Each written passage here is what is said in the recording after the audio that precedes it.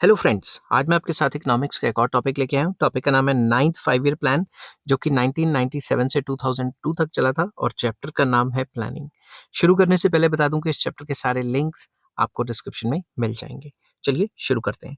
The ninth plan was launched on April 1, 1997, covering 5 year period from 1997 to 2002, and it intended to take the economy to the 21st century.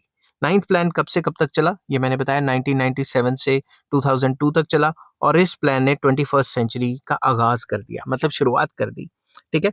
अब objective of the ninth plan were reflected in common minimum programme by United Front government. जो भी United Front government आई थी, उसमें जो ninth 5 year plan था उसके कुछ objectives discuss किए गए, रखे गए सामने कॉमन मिनिमम प्रोग्राम के अंडर।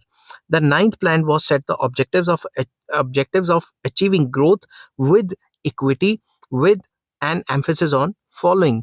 तो मेन मकसद था कि ग्रोथ तो करेंगे करेंगे, इक्विटी मतलब इक्वालिटी भी लेके आएंगे, इनइक्वालिटीज को खत्म करेंगे।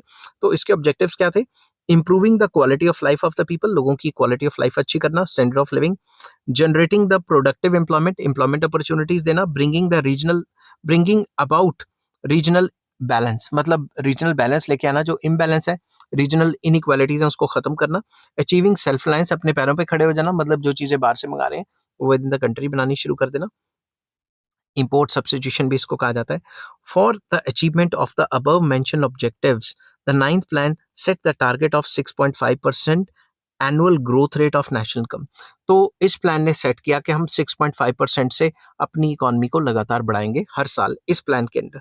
The plan give priority to the development of agriculture, rural sector, village and small industries, infrastructure and social sectors.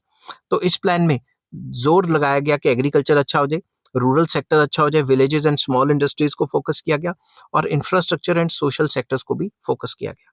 The average annual growth rate achieved during the ninth plan was 5.4%, which was lower than the planned target of 6.5%. इस plan में जो हासिल हुई growth rate वो 5.4% की थी, बल्कि हमारा जो टारगेट था वो 6.5% था। Though still below long-term performance of some of the newly industrialized countries in East Asia, the Indian growth record was one of the highest among the major economies of the world in recent years.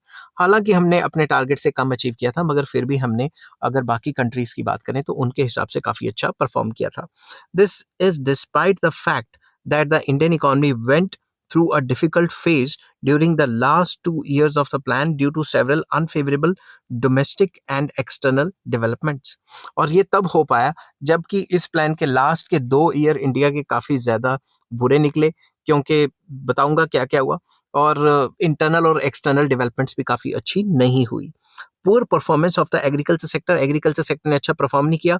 Adverse security environment, जो security issues थे वो भी चल रहे थे, ऊपर से national disaster चल रहा था। ठीक है, सच एज नेशनल डिजास्टर, जैसे ओडिशा में साइक्लोन आ गया, गुजरात में अर्थक्वेक आ गया, जो कि डोमेस्टिक डेवलपमेंट्स के लिए काफी ज्यादा अनफेवरेबल रहा।